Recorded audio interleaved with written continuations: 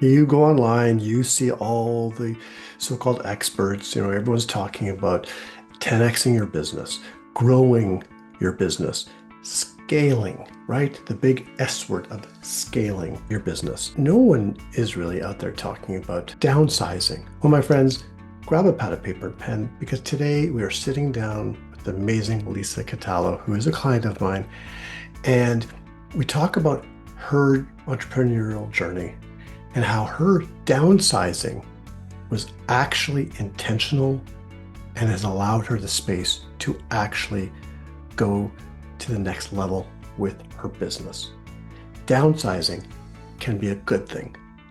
I always say, slow down in order to speed up. That's what this episode's all about. It is about downsizing. It is about changing course, adjusting, and knowing when it is time to do so that you can actually build something that you really deeply are passionate about. Enough about that. I want you to hear it for yourself. Enjoy.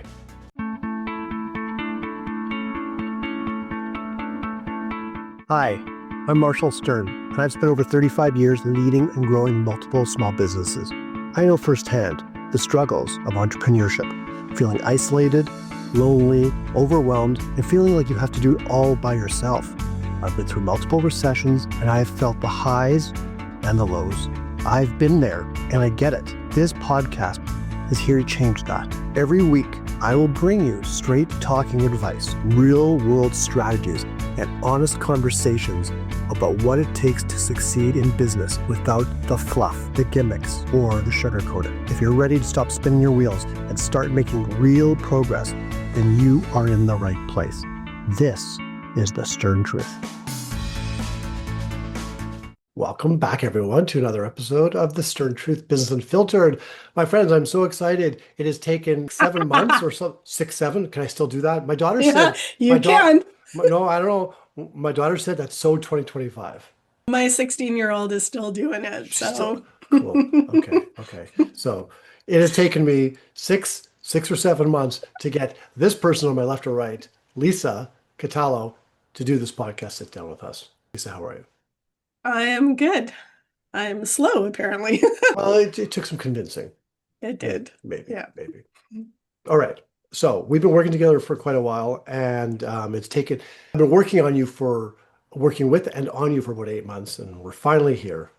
Yeah. Actually, it's been more like 8 months, not 6, 7 months, but 6, 7 sounded better. Better visual for the YouTube show. Tell our listeners all the amazing things that Lisa does. All the amazing things that I do. Okay, where do I start? I am a clinical counselor. Um, I have been a therapist for about 9 or 10 years. I have a group practice that I recently downsized. I coach therapists who are growing a group practice. So that means basically is a small business, having people work for them or under their umbrella. Um, I have my own podcast. I am a mom. I am a grandma. I wear a whole bunch of hats. Say what? You're a grandma? I am. I don't look it though, You right? do not look it. You must have had your kids when you were like 10. I had them very young. Yes. Yeah. So you said something about downsizing. Yes. Can you elaborate to us? Yes. Oh, let's just dig right in, Go hey? right in. Oh boy. So I have had a group practice in some shape or form for the last about 7 years. I had a practice with a partner, and that she decided to end that when we were in COVID. And then I started my own group practice, or a second one on my own, Panorama Wellness, and grew that to two locations. We had an office in Langley and one in Surrey. I think there was like 20 therapists under the umbrella and a couple of admin people. And a couple of years ago, realized that I was feeling pretty burnt out. And I didn't have words for that, even though I'm a therapist. I think there were a bunch of things that were falling apart around me. And I was going through a divorce and knew that my lease was coming up on for my Langley location and decision-making process. I had tried to sell it, the one location, and just my timeline and the people who were interested, their timeline didn't work out. And I just knew for myself, energy-wise and capacity, that I needed to downsize rather than, sorry, I need to cough here, rather than renewing a lease and going another 5 years or finding another space, that it needed to be a downsizing option. So closed that office. That office had all contractors, independent contractors there, because mostly with therapy, with group practices, we mostly have contractors. Some have employees, but we tend to gravitate more towards contractors. And my Surrey office kept that, and we have renters there, or subleasers. And so, yeah, that's a quick answer to a big question. Well, we're going to go into it deeper because and the reason, no, but seriously, because the reason being is, and I want to get into your journey Yeah, that led up to that too, because there's a lot of things you do, right? You support other group practice owners. I know that you yeah, have your podcast, you have your group coaching programs, like you have all this stuff. You do yeah, amazing work. But downsizing, everyone talks about scaling. Everyone talks about upsizing, growing, yes, right? People are like quiet about the downsizing, right? yeah. But the downsizing, there's some power in downsizing, isn't there? It's actually, I chose that term deliberately for that too, right? It's not giving up, it's not quitting, it's not shame, Mhm. it's downsizing. Almost like it is still scaling, but it's scaling down rather than up. Well, yes, but it's scaling down in order. It's like I always say, and I got this from one of my coaches, my mentors. He said, from time to time, we need to slow down in order to speed up. So Yes. from time to time, we need to downsize, downscale in order to scale up. So Yeah. you might be scaling down that part of your business, but that's allowing you to have a moment, a breath, some energy built back up so you can actually scale up your other Yeah. stuff, other amazing things you're doing. Well, you were there with me in the practical part of Mm. downsizing and closing that office. Um, I would be willing to bet you could say my energy level changed Mhm. from August or whenever we started to mid-January once I stopped being sick. And just the capacity, because one of the reasons I downsized too is because I was doing two businesses. I was Mhm. trying to get the coaching going and the counseling side of things, the group practice side of things. And I remember when I started Panorama, I had a business coach, and he was like, you can't do both businesses at once. You can't give it the full attention. I'm like, watch me. And I couldn't. I couldn't give the full Mhm. attention that both of them needed. I was burning too many candles, or burning from both ends. Yeah. And so, yeah, and I would say, like, this doesn't sound very therapy-y, but I am not very good at taking care of myself, Mhm. and managing a lot of the things. I want to excel. I want to show that I can be successful. And it took a lot to wrap my mind around that actually success for me means slowing down or downsizing rather than just keep plugging through and make this happen kind of thing. I thought like coaches, therapists are supposed to have it all figured out, right? Therapists don't need therapists. Oh, I have my own therapist. I got a supervisor. Have you ever watched Shrinking? Yes. Yeah. Yeah. So yeah, Yeah. therapists need therapists. Yeah, they do. Coaches need coaches. And coaches Yeah. need therapists. And Yeah. therapists can use coaches. So let's talk about that for a second. Therapists, so you coach therapists, you coach group practice owners. Yeah. Okay. I want, for those of you out there, if you happen to be a group practice owner, really just an owner, there's Mm. no, I want to say one thing. Okay. And there's not about, this episode's not about therapy per se, but I want business owners to know there's no shame, because you use the word shame. There's no shame in reaching out and having a therapist. Absolutely not. Um, in fact, I might have told you the story months ago. My late father had a therapist. I mean, he needed one because he was going through a lot of stuff, but he needed one. But I remember this is in the 80s, and I would say, I worked with him for a while, and I'd say, "Oh, he said, "Oh, sorry, I have to leave or whatever." I said, "Oh, okay, where are you going?" He goes, "Going to go see my sounding board." He goes, "Yeah, my psychiatrist." He says, "But half the time we talk about business," and he kind of just listens because back then there were no coaching programs. Yeah. A coach was like someone at school, like your football coach, right? Yeah. So he actually used him half the time as the sounding board, just airing out his Mhm. what happened with this employee, with that employee, the business is down, whatever. And now there's people like you and me to come in and be able to be a sounding board. But Yeah. sometimes it needs to go deeper with someone like you on the therapy side as well. So no shame in having a therapist, no shame in having a coach, Yeah. and both. Yep. How did you get into all of this? And to, Well, the idea of actually the entrepreneurial side, your journey, like you could have just worked for someone or been a contractor for someone instead of actually multiple locations, coaching business, multiple locations, multiple businesses, big family, all of the stuff. yeah, I was thinking about this podcast because one of the things you said, like your journey, like to being an entrepreneur. I was a late bloomer as an entrepreneur. If you had told myself, who was having kids at 24, that I would be sitting here and saying, "Yeah, I've got this business and I actually downsized it and I'm an entrepreneur," I would have thought you were crazy.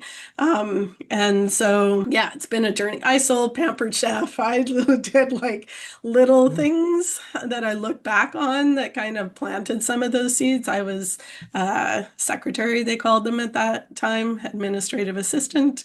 And through it all, I knew that I always wanted to help people. I wanted to especially serve or help women who experience trauma and help couples in their relationships.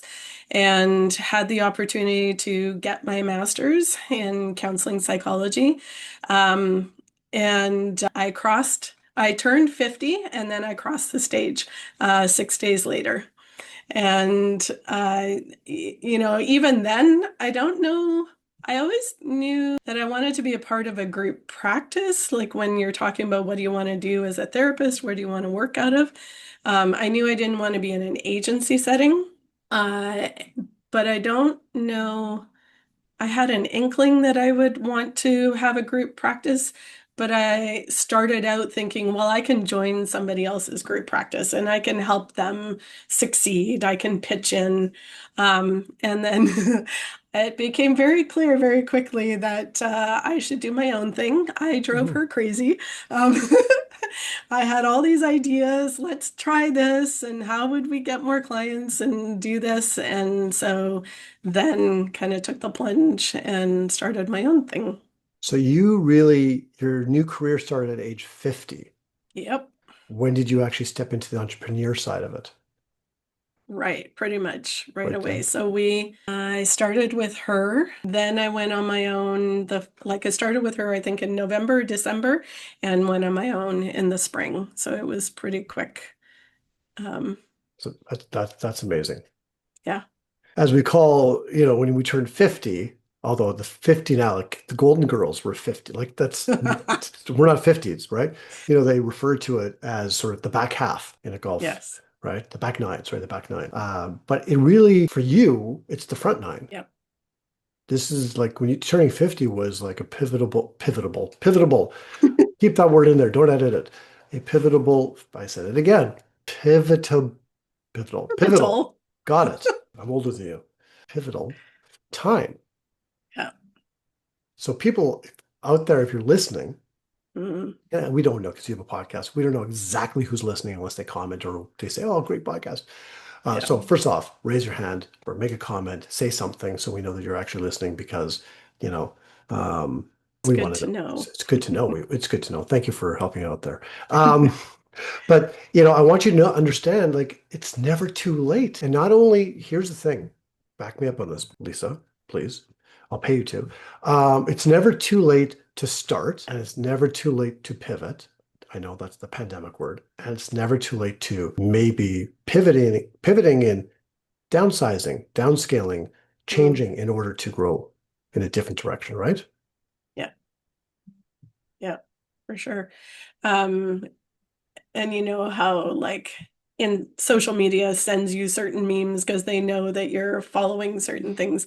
But a lot of in the one account that I have, a lot of it says women who are like 40 to 55 are one of the highest rates of starting this new adventure. And a lot of us are done raising kids, or you've done a lot of exploration and trying to figure Mhm. out who I am, and now here we go. Yeah. Yeah. No, 100%. And I think it's amazing. And because, I'm passionate about entrepreneurs and leadership as you are. Mm, And we need more of them. We're the driving force behind Canadian economy, the US economy, the world economy. Small yeah. business is everything. Okay. Downsizing. Difficult decision. Yep. What else? Maybe that's it. What has been some of the real big challenges that you have faced in either business? Hmm. The first thing that comes to mind is getting clients. Mhm. Um, you That's hard because, well, with therapy, we have certain guidelines around what we're allowed to say or advertise. You can't use Google reviews. You can't do a lot of the things that tend to help other businesses get known or get seen. Um, I think imposter syndrome has been a thing. I think, okay, you asked me what's been hard, right? Or, Some of the challenges, yeah. I mean, no, but yeah, you challenges. getting clients, imposter syndrome. Yeah, finding like so when you have people working under you, finding for me, the ideal therapist, knowing who that is. Uh, yeah, I used to think well, I do. I love entrepreneurs. I love what I call shooting stars.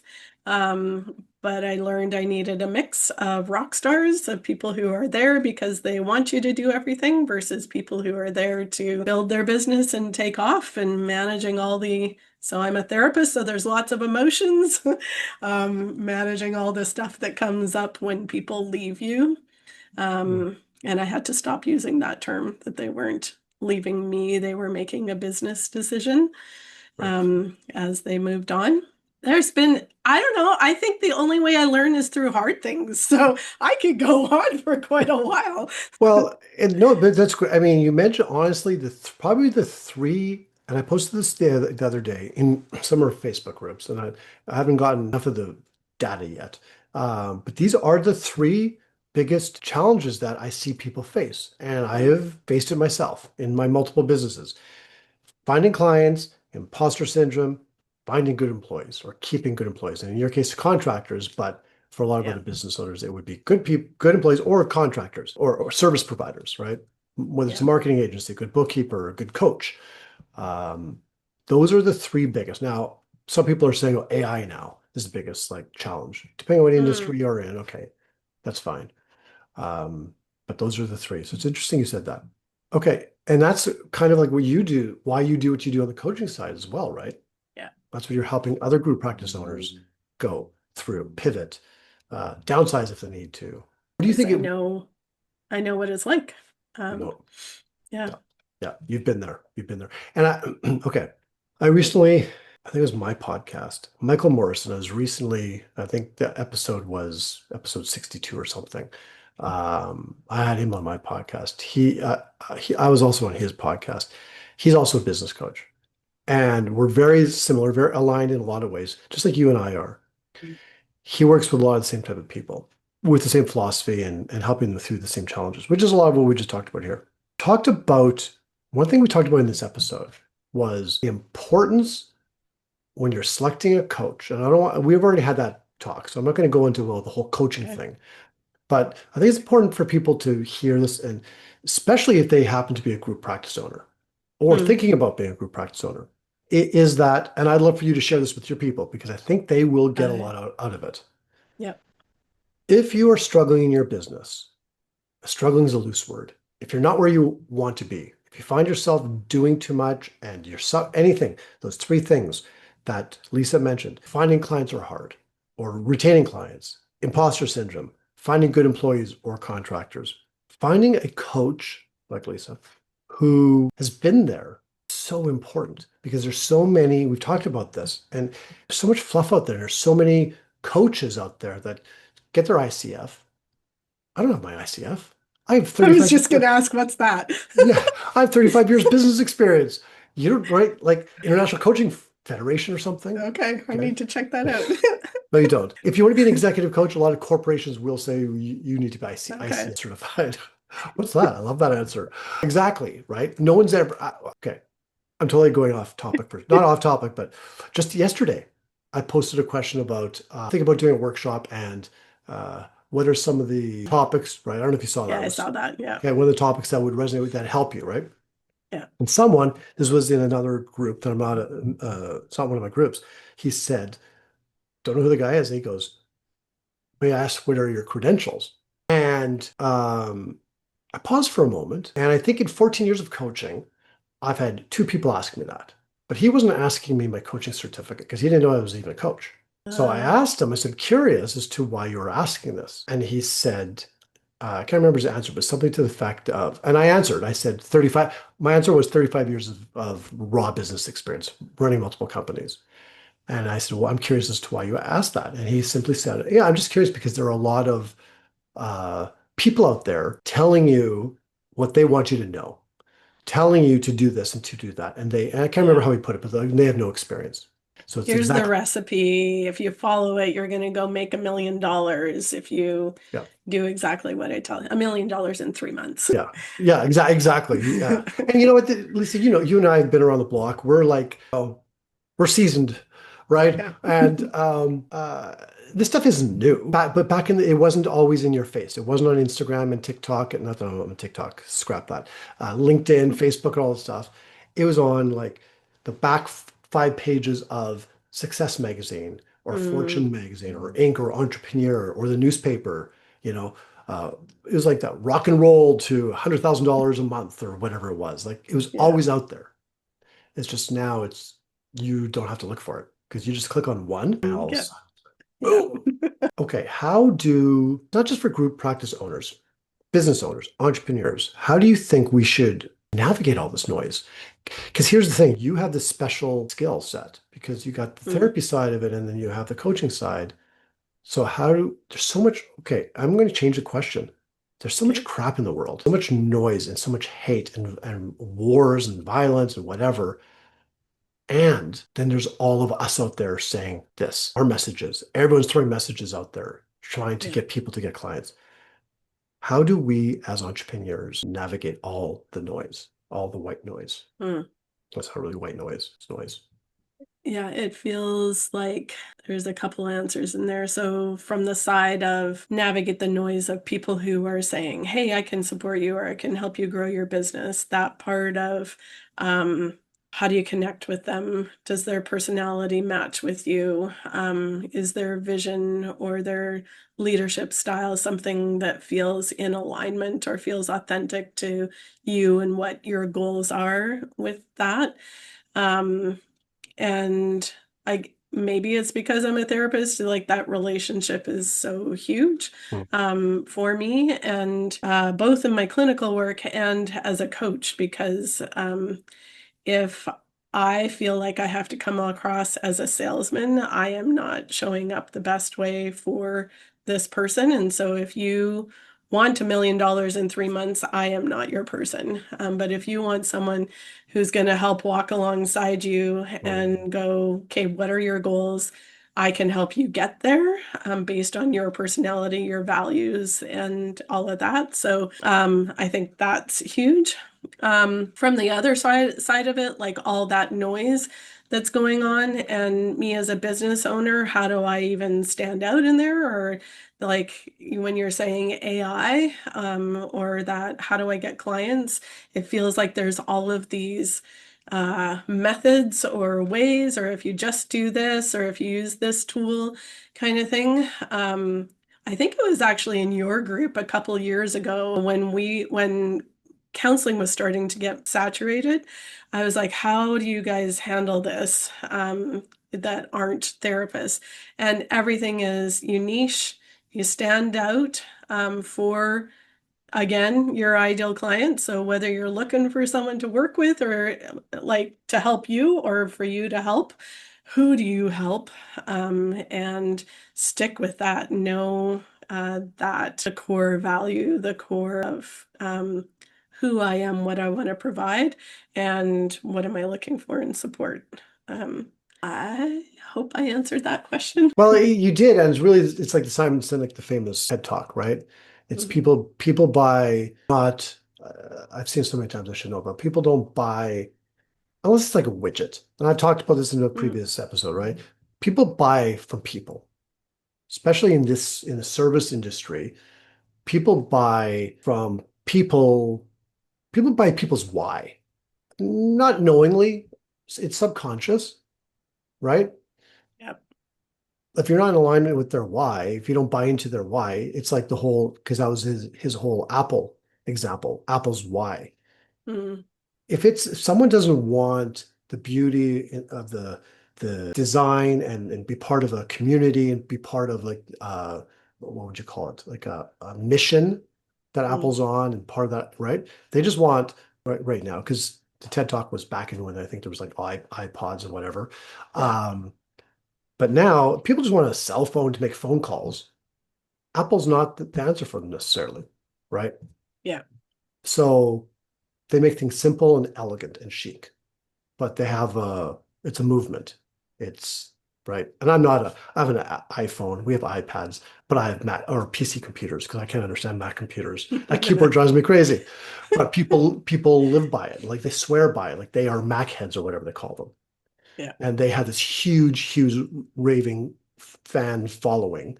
And I think most of us as business owners need to step back and take a look at what they do, Mm, right? And how they position themselves. And we need to stand for something. yeah. And how there's too much noise out there. Anyways, I went off topic a bit because there's still all this other noise, all these other people coming at us, and all these other messages with just political unrest, Yeah. right? So whether it's the therapist side of you or the coach side of you, how do we as business owners, entrepreneurs stay Mm. freaking sane? Other than not going on social media or watching the news. Maybe that's it. Maybe that's I the strategy. think that's part of it is monitoring when you access that information. A lot of times, like I would recommend noticing what time of day you can handle that. Um, and then, not that we stick our heads in the sand or like everything is sunshine and roses when it actually isn't, but like finding positives. Who are you connected with? How Mm, are you taking care of yourself? Who do you have to talk about some of these things? I have a friend who very much knows what's going on in the world, and there's permission for me to ask questions and learn, and there's also permission to say, okay, I can't handle anymore because I'm starting to get stressed. mm, And so finding somebody like that you're able to do that. And it's hard and it sucks. And just acknowledging that it's hard and it sucks. And we'll get through this in some way or another. Um, I know we haven't gone through exactly the same thing before, but there are similarities, mm, and we can get through that. And just thinking, a lot of times when I sit with clients, they're like, well, I work with a lot of trauma, and they'll be like, well, my trauma isn't as bad as somebody else's trauma. But it's hard for where your life is yeah. at right now. So if you can handle no news or you can handle all the news, but it's overwhelming at whatever piece you absorb, that's your level of tolerance and where you need to get out and get some support. Mm. Um, be knowledgeable, but don't get overwhelmed with it as well. I agree. That's good. I like that. I would also add to that, if you're overwhelmed by all the news, all that garbage out there in the world, and all the social media stuff, because there's a bunch of garbage there too. I'm all for it, man.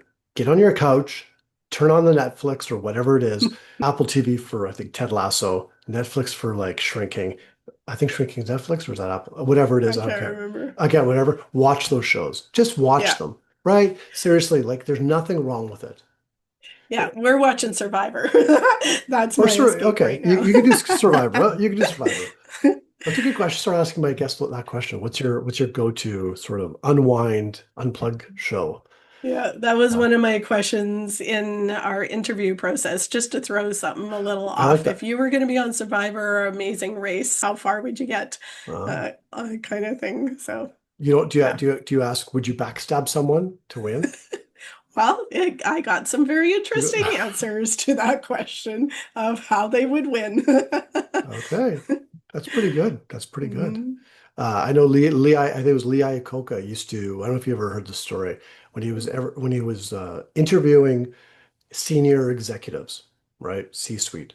He would take them out for lunch and he would ahead of time plan and then have the waiter screw up their, or was it, yeah, it was Lee Iacocca, Ah, screw up their meals. And he wanted to see how they reacted to the server. And if they were like, oh, it's okay. So there had to be a fine line. If they were aggressive and like you're an idiot or whatever, they're out. If they were like sort of like just, oh, it's okay, and just taking it, they're out. They have to yeah, be right, do it the right way. yeah. So I think that was Lee Iacocca. There was another one, I can't remember who it was. I might be getting them confused. Would have the watch, maybe that's Henry Ford. I don't know, it was one of them.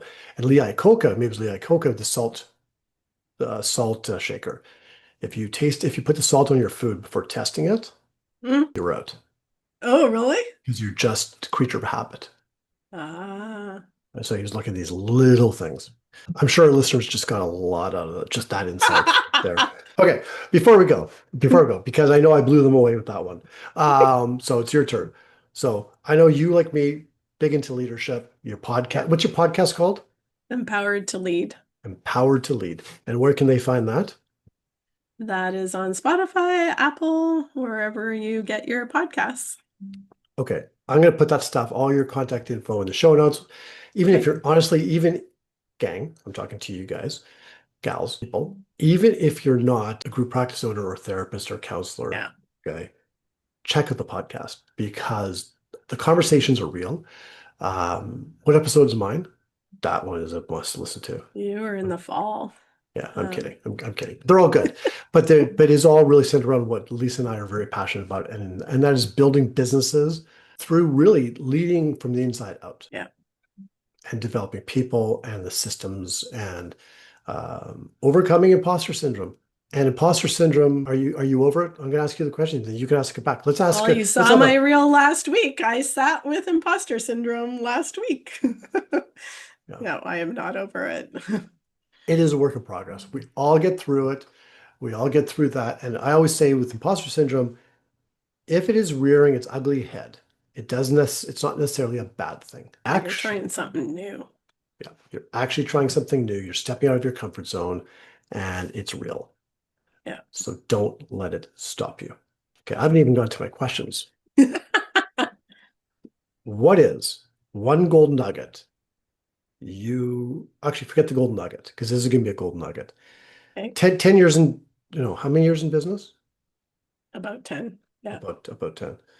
Um, if you could go back, younger Lisa, okay, before you started or when you started to now, what would you tell yourself, knowing then what you know now? Mm. What would you tell yourself? What kind of golden nugget would you tell yourself? You did not give me this question beforehand. Give me a sec.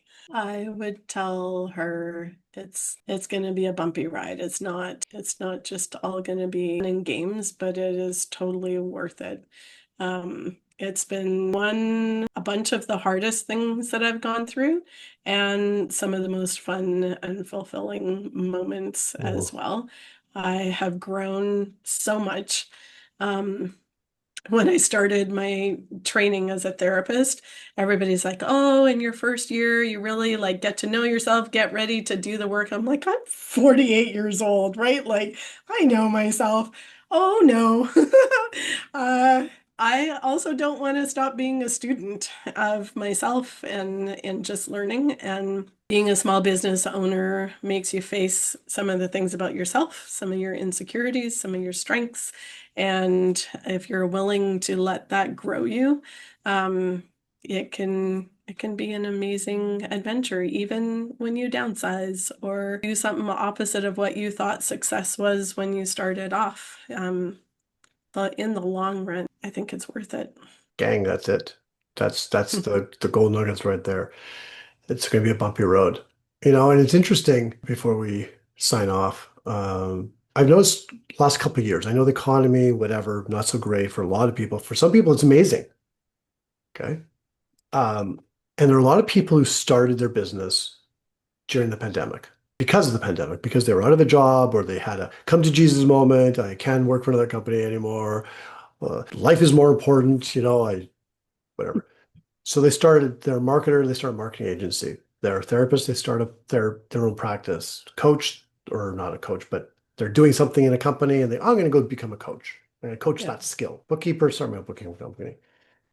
And they don't know if they don't come from an entrepreneurial background or entrepreneurial Mm. family, they don't have entrepreneurs in their world, and they don't know it's going to be a bumpy road. So I love Oh, that, yeah. but it's what you follow it up with. It's going to be a bumpy road, and I don't have the words exactly how you said it, but it's going to be fulfilling. It's going to be fun, and that's the whole thing.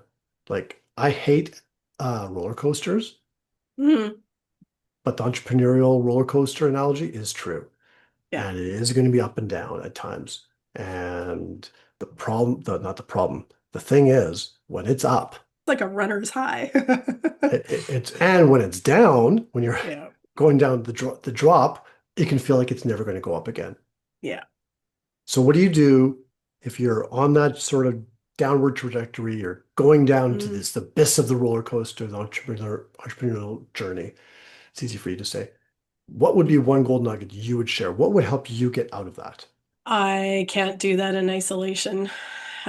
So I reached out to you as a Mhm. coach. I got supervision, I got therapy, I secured friendships. And so that is huge for me. Like, find people to hold you up when you are down in the depth of that.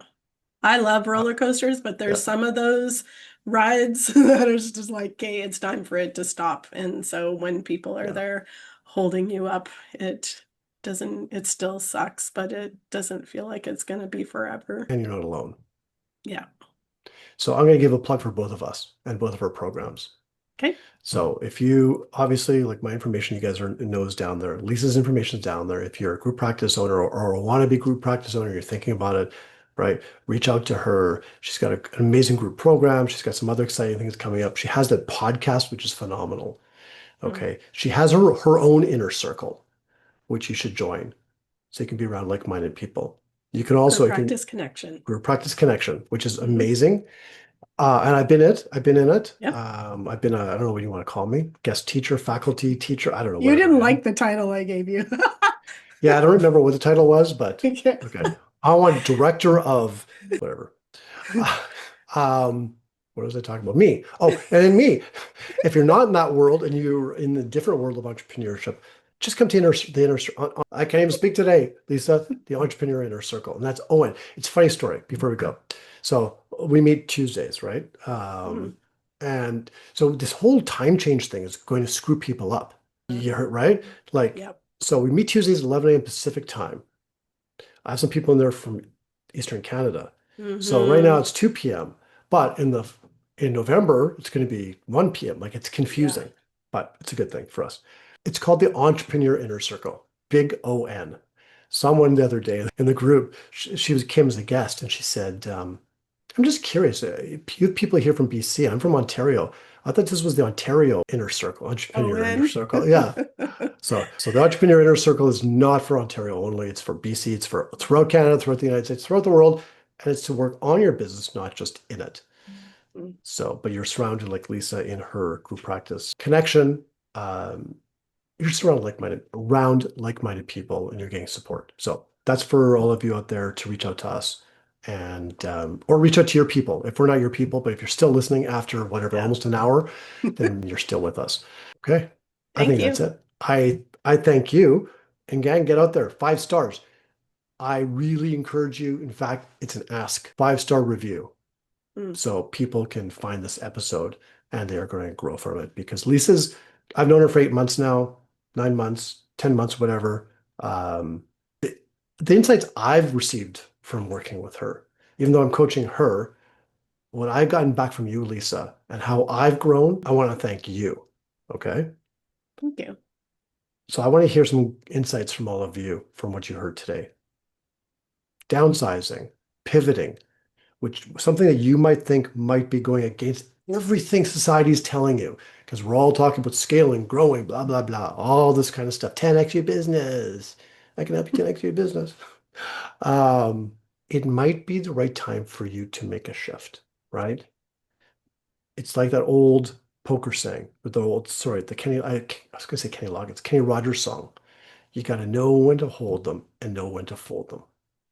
Know when to walk away and know when. Should I start singing? No, maybe not. I don't want to lose my audience. And I did something similar, right? And I don't think I ever told. Maybe I did tell you. So I had a signed company, and then we're gonna go. I promise everyone we'll go. I had a signed company back in 94. I started it 95, 96, 97. I had a competitor who was very close to me, and we decided to merge our businesses, become partners. And we had both locations running for a bit, not long. And then we decided to downsize, right? Because it made financial sense. It made energy sense. We could focus everything on the one location and growing that rather than spreading ourselves thin. And it was the best thing we ever did. Yeah. And we grew our business separately, the revenue separately.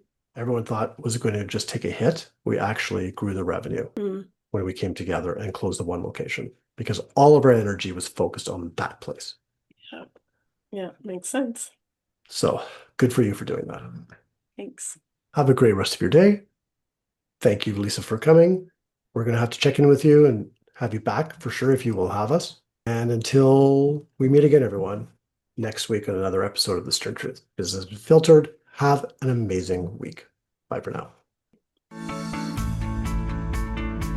Thank you so much for tuning in to The Stern Truth. If you found today's episode helpful, we would love to hear from you. Please like, share, and leave us a review. Also, if you'd like to be a guest in an upcoming episode or join us in one of our Momentum Accountability Group sessions, simply email me to marshall@marshallstern.net. That's marshallstern.net. And don't forget to hit the subscribe button so you never miss an episode. Until next time, keep pushing forward and leading with confidence.